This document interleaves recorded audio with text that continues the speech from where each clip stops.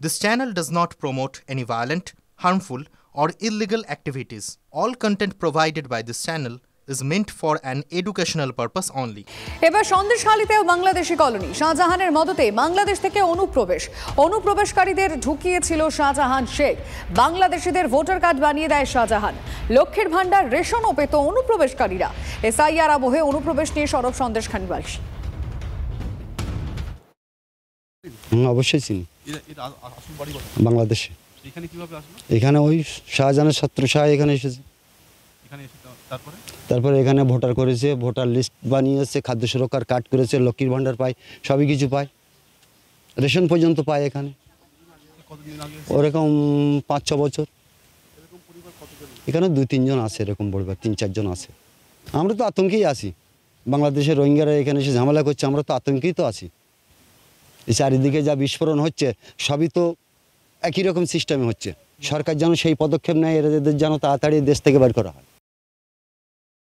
এখানে ওপারের থেকে পাড়ি চলে এসেছে, মানে ওরা খাটাখাটনির জন্য এখানে এসে বসবাস করে।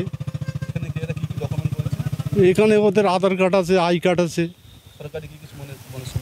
সরকারি সুবিধা, লক্ষ্মীর ভান্ডার পায়, খাদ্য সুরক্ষা পায়। ওই 4-5 ঘর আছে এখানে। আমরা চাইছি ওরা দেশের মানুষ দেশে ফিরে গেলে ভালো হয়।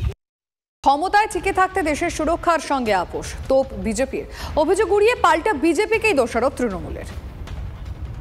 আমি এখান থেকে 10-15 বছর আগে আছি, আমার আধার কার্ড হয়ে গেছে, প্যান কার্ড হয়ে গেছে, খাদ্য সুরক্ষার কার্ড হয়ে গেছে। আমি অলরেডি দুজনকে আইডেন্টিফাই করেছি। একজন এসে বিগত 5-6 বছর আগে, আর একজনের 2002-এর ডাটা নেই, কিন্তু তার আগে নাকি ছিল, এটা আমি শুনলাম। আর আপনারা যেটা ফর্মের ব্যাপার বলছেন, ফর্ম তো নির্বাচন কমিশনের নির্দেশ অনুযায়ী 2025 লিস্টে যাদের নাম আছে তাদের সবাইকে ডিস্ট্রিবিউট করতে হবে, সে অনুযায়ী সবাইকে ডিস্ট্রিবিউট করা হয়েছে। আপনাদেরকে আমরা এমন অনেক ছবি দেখিয়েছি, একাধিক জেলায় বাংলাদেশি কলোনির ছবি এসছে, আর সেই সমস্ত কলোনিতে এখন তালা ঝুলছে। আর এবার সন্দেশখালীতেও খোঁজ পাওয়া গেল বাংলাদেশি কলোনির, এবং শাহজাহানের মদতেই এই সমস্ত বাংলাদেশ অনুপ্রবেশকারীরা খুব সহজেই চলে আসতে পারত বলে জানা যাচ্ছে। বাংলাদেশ থেকে তাদের অনুপ্রবেশ হয়েছে। অনুপ্রবেশকারীদের ঢুকিয়েছিল শাহজাহান শেখ। বাংলাদেশিদের ভোটার কার্ড বানিয়ে দেয় এই শাহজাহানই। লক্ষ্মীর ভান্ডার থেকে শুরু করে রেশন, সমস্ত রকম সুবিধা পেয়েছে এই অনুপ্রবেশকারীরা। ভাঙড়ের সভা থেকে আইএসএফ নেতাকে মাটিতে পুঁতে দেওয়ার হুঁশিয়ারি শওকত মোল্লার। নাম না করে আইএসএফ নেতা কারিমুল ইসলামকে উদ্দেশ্য করে শওকতের হুঁশিয়ারি। নওশাদ আর আব্বাসও বাঁচাতে পারবে না। শওকত মোল্লা চুনোপুটি নেতা। 3 ডিসেম্বর ক্যানিং পূর্বে সভা করতে যাব, ক্ষমতা থাকলে রুখে দেখাক, পাল্টা চ্যালেঞ্জ নওশাদের। একটা জানোয়ার আছে আইএসএফের, মাথায় টুপি দিয়ে ঘরে কালো মতো টুপি। আমি এই ভোগালী 1-এ আমরা সেদিন গেছিলাম মিটিং করতে। ওই জানোয়ারকে সাবধান করে দিচ্ছি, এরপরে যদি আমাদের কোনো মিটিংয়ে যদি বাদরামো করো, মাটির ভেতর পুঁতে ফেলে দেবো। আটকাবার ক্ষমতা তোমার বাপ নওশাদ, তোমার বাপ আব্বাস পারবে না। আমি পরিষ্কারভাবে বলে দিচ্ছি। আর নওশাদের বলি, আমাদের একদিন যদি তোর দলের কর্মীরা কোনো রকম নোংরামি করেছে আমাদের গাড়ি ঘিরে, তোর ক্ষমতা নেই ভাঙড়ের মাটিতে ঢোকার। আজকের প্রকাশ্যে সবাই চ্যালেঞ্জ করে।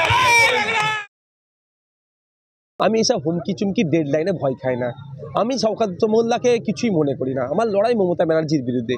চুনোপুটি কী করে? শওকত মোল্লার মতো নেতা তৃণমূলে 500-700 আছে। যখন যাকে দরকার লাগলে তুলে, তখন যখন দরকার লেগেছে আরাবুল ইসলামকে তুলেছিল, আরাবুল ইসলামের দরকার নেই বসিয়ে দিয়েছে। শওকত সাহেবকে তুলেছে, শওকত সাহেবের যখন দরকার লাগবে না বসিয়ে দেবে। আমাকে ডেডলাইন দিয়ে কোনো লাভ হবে না। 100 বার আসবো। আমি ক্যানিংয়ে যাব 3 তারিখে, ক্যানিং পূর্ব বিধানসভায় 3 তারিখে যাব। পারলে আমাকে আটকে দেখা। শওকত সাহেব কি আইনের ঊর্ধ্বে নাকি? উনি কী পেয়ে গেছেন? মমতা ব্যানার্জি কি ওনাকে সব লাইসেন্স দিয়ে রেখে দিয়েছে? যদি মমতা ব্যানার্জি ওনাকে সব লাইসেন্স দিয়ে রেখে থাকে, তাহলে মমতা ব্যানার্জিকেও জবাব যাই আপনার কাছ থেকে। আইএসএফ কর্মীকে মারধরের অভিযোগ উঠল তৃণমূলের বিরুদ্ধে। হাসপাতালে চিকিৎসাধীন আক্রান্ত আইএসএফ কর্মী নাজির সর্দার। ঘটনা বসিরহাটের ইটিন্ডা এলাকার। স্থানীয় তৃণমূল অঞ্চল সভাপতি সফিকুল দফাদারের ভাইপোর বিরুদ্ধে হামলার অভিযোগ। দলীয় কর্মসূচি সেরে বাড়ি ফেরার পথে নজিরের ওপর খালিলুর দলবল নিয়ে হামলা চালায় বলে অভিযোগ। সব অভিযোগ অস্বীকার করেছে শাসক দল।